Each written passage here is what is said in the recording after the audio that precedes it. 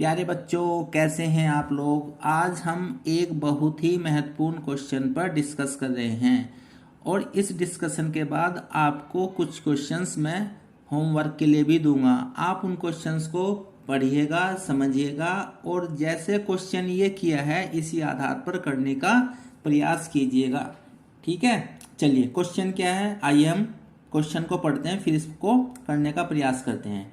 Question में कहा है, दर्शाइए कि एक विषम धनात्मक पूर्णांक, इस शब्द को हम पहले भी पढ़ चुके हैं, का वर्ग किसी पूर्णांक q के लिए 8k+1 के रूप में होता है।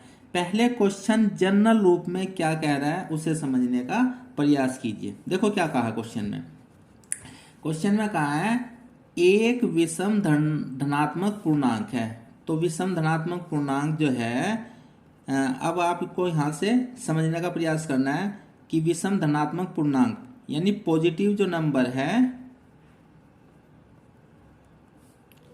वो क्या क्या था हम पहले पढ़ के आ चुके हैं। जैसे 1, 3, 5, 7, 9, 11, ये सब जो नंबर थे वे थे धनात्मक विषम धनात्मक पूर्णांक। अब उसने इसके बाद क्या कहा है, इसके बाद कहा है इन सब का वर्ग। तो पहले हम इन सब का वर्ग करने का प्रयास करते हैं। देखो, 1 का वर्ग 1,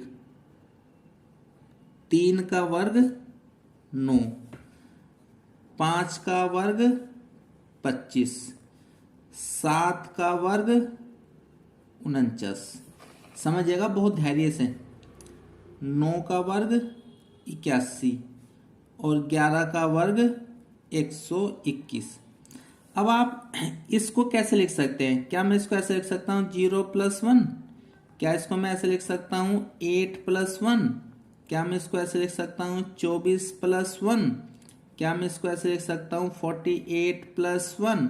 इसको लिख सकता हूँ 80+1 और इसको लिख सकता हूँ 120+1। हम आगे भी ऐसे ही डिस्कस कर सकते हैं या क्वेश्चन को आगे भी हम बढ़ा सकते हैं। अब आप देखिए, ये जो फिगर है प्लस में ये सब 1 है, तो क्वेश्चन में 1 के रूप में आ गया। अब इससे पहले ये जो फिगर है ये देखिए सब 8 का मल्टीपल है। तो क्या मैं इस ऐसे लिख सकता हूँ 8 × 0+1, इसको लिख सकता हूँ 8 × 1+1, 8 × 3+1, 8 × 6+1, 8 × 10+1 और 8 × 15+1। अब जरा ध्यान से सुनिए, ये संख्या 8 आ गई, देखो 8 आ गया। तो ये जो सब फिगर आई है ये सब हमारी फिगर हो गई k। तो क्या इस सब को मैं एक फिगर में ऐसे लिख सकता हूं 8k+1, जहां जो k है वो हमारे पास में 0 भी हो सकता है, 1 भी हो सकता है, 3 भी हो सकता है, 6 भी हो सकता है, 10 भी हो सकता है, 15 भी हो सकता है और आगे भी कोई संख्या हो सकती है। तो इस क्वेश्चन को समझने के लिए पहले आपको उसका डिस्क्रिप्शन इस तरीके से समझना पड़ेगा। अगर ये आपकी बात समझ में आ गई होगी तो अब हम एग्जाम में कैसे सॉल्व करेंगे वो आपको बताते हैं। देखिए, अब यहां से लिख देते हैं इसका हल। एग्जाम में हम किस ऐसे सॉल्व करेंगे, देखो वही लिखते हैं पॉजिटिव नंबर। धनात्मक पूर्णांक कौन कौन से होते हैं? 1, 3, 5, 7, 9, 11 और आगे भी हम लिख सकते हैं।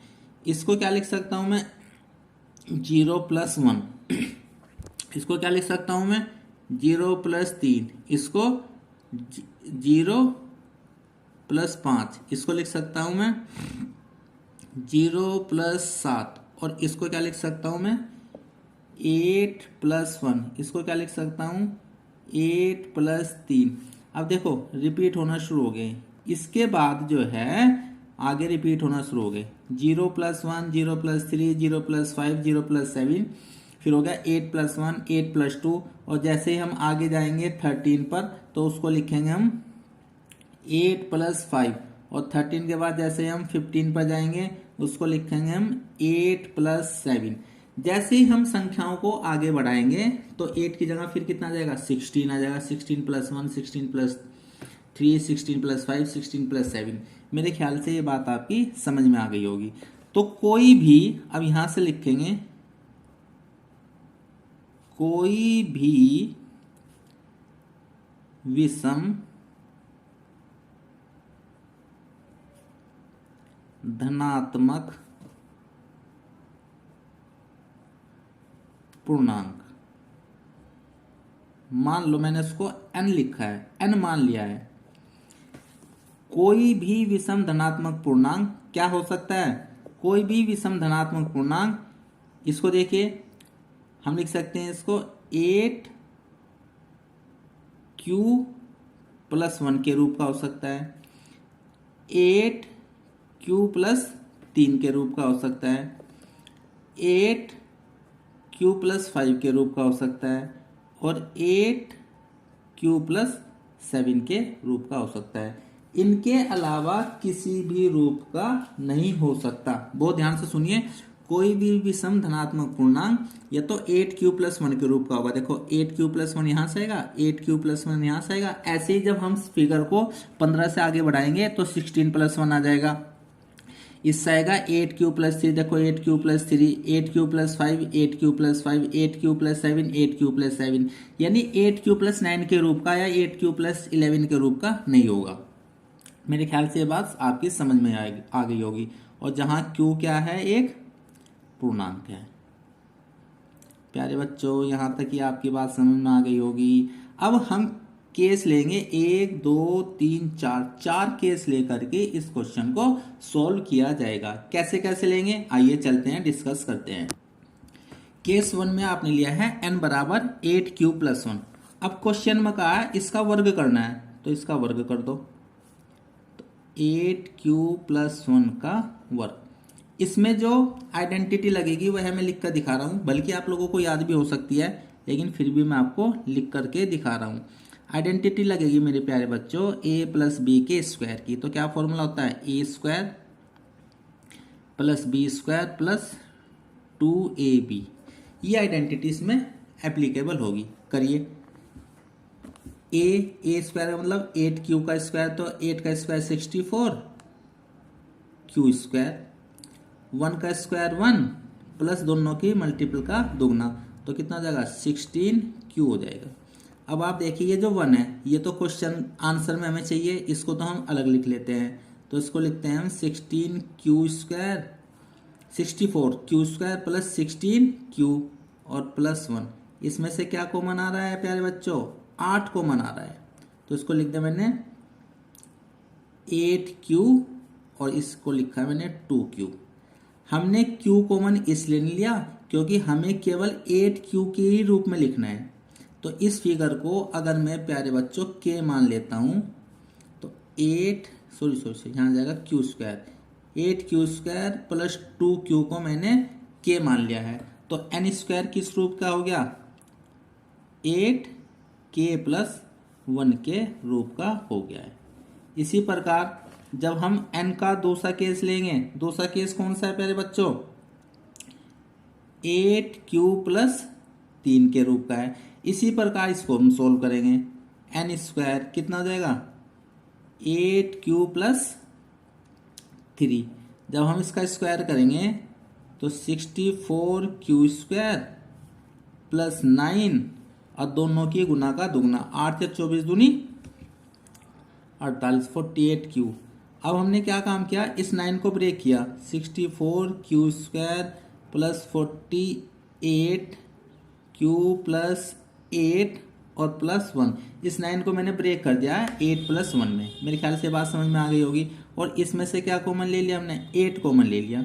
तो यहाँ क्या बचेगा प्यारे बच्चों, 8q², 48 को 6 से डिवाइड करेंगे तो 6q और +1 और +1। इस फिगर को मैंने k मान लिया। तो k क्या माना मैंने यहाँ पर, 8q² + 6q + 1। तो n² यहाँ भी किस फॉर्म का आ गया मेरे प्यारे बच्चों, 8k + 1 की फॉर्म का आ गया। इसी प्रकार हम केस थर्ड करेंगे, n बराबर क्या लेंगे, 8q प्लस 5 लेंगे और n बराबर क्या लेंगे 8q प्लस 7 लेंगे और इनके लिए भी इसको हल करेंगे।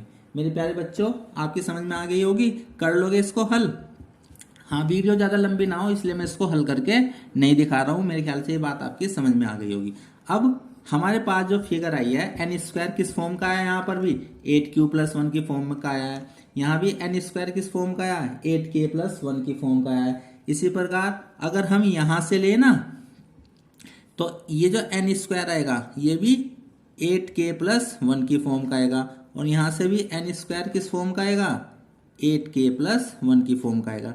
ये वाला जो है, ये जो सॉल्यूशन है, ये आपको होमवर्क में दे रहा हूँ, आप इसे करके देख लीजिएगा। इसके बाद हम क्या लिखेंगे, आंसर में क्या लिखेंगे, अतः उपरोक्त से स्पष्ट है कि सभी स्थितियों में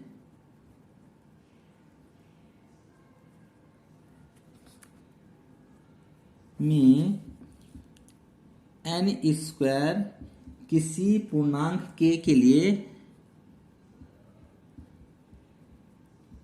किसी पूर्णांक k के लिए 8k प्लस 1 के रूप का होगा। ये इस क्वेश्चन का सॉल्यूशन है।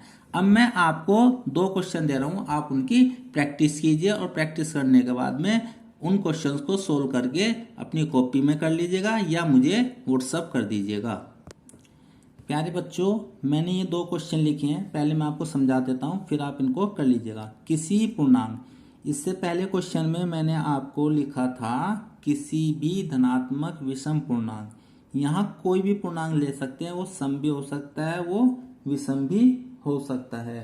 ठीक, Q के लिए सिद्ध कीजिए कि किसी भी धनात्मक पूर्णांक, अब यहाँ धनात्मक पूर्णांक की बात आ गई तो यहाँ तो पूर्णांक की बात आई है, पूर्णांक तो कुछ भी हो सकता है, प्लस का भी हो सकता है, माइनस का भी हो सकता है, लेकिन यहाँ किसकी बात आई है, धनात्मक पूर्णांक। धनात्मक पूर्णांक का मतलब हो गया ना विषम की बात कही उसने ना सम की बात कही, उसने दोनों की बात की है। 1 2 3 4 5 6 इस तरह से लेना है हमको। का वर्ग 5q प्लस 1 तथा 5q प्लस 4 के रूप का होता है। मेरे ख्याल से समझ में आ गया होगा। जैसे वहाँ 8k प्लस 1 के रूप का होता है, यहाँ हमें इन तीन फॉर्म में लिख करके शो करना है। लेकिन वहाँ क्या था, विषम धनात्मक पूर्णांक था, यहाँ कोई भी धनात्मक पूर्णांक ले सकते हैं। पहला क्वेश्चन तो ये है। दूसरा क्वेश्चन यह है किसी भी धनात्मक पूर्णांक, अब यहाँ भी धनात्मक पूर्णांक की बात की है, n के लिए सिद्ध करना है n की क्यूब माइनस n 6 से पूर्णतः विभाजित है। यानी इसमें हम n की वैल्यू धनात्मक पूर्णांक कोई भी रखें तो ये जो वैल्यू निकल करके आएगी उसे अगर हम 6 से भाग करने लगे तो वो 6 से पूर्ण रूप से विभाजित हो जाएगी। प्यारे बच्चों, इन क्वेश्चंस को करिएगा और समझने का प्रयास कीजिएगा। Thank you for watching.